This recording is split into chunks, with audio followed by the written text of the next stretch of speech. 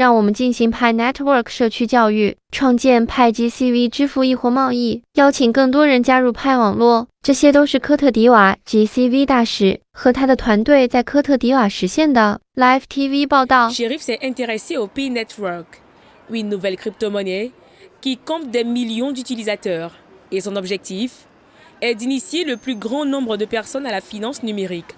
Ok, dans un premier temps, pour une personne qui est très novice, voilà, si je dois peut-être parler de mon expérience, si je dois parler de mon expérience, comme je disais tantôt, c'est de se former d'abord. Voilà, c'est de se former parce que quand on est novice et qu'on rentre dans la crypto-monnaie, il y a beaucoup à gagner, mais en même temps aussi, il y a beaucoup à perdre.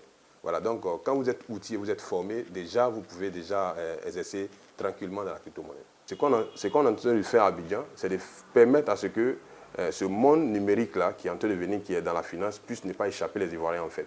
De telle sorte que un citoyen lambda ici, par exemple à Abidjan, puisse connaître ce qu'on appelle la crypto-monnaie Pi Network. Et non seulement connaître la crypto-monnaie Pi Network, mais savoir aussi les avantages qu'on pourrait tisser de Pi Network. Joignant l'acte à la parole, il initie une foire.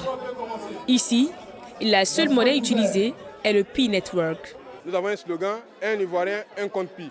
Et c'est à l'issue de ces différentes initiatives comme ceci que nous sommes en train de faire aujourd'hui que nous allons véritablement impacter la vie de tout un chacun et puis pourquoi pas permettre à des personnes de savoir davantage comment est-ce que ça fonctionne. Pour effectuer un achat, il faut scanner et aussi avoir suffisamment de Pi.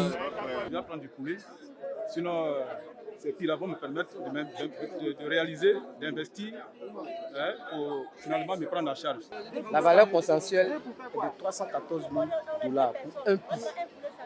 Donc, ceux qui veulent acheter du poulet, le poulet en francs CFA par exemple, il peut coûter 2500 ou 3500. Donc, on fait le calcul en fonction de ça et on fait ressortir l'équivalent en Pi.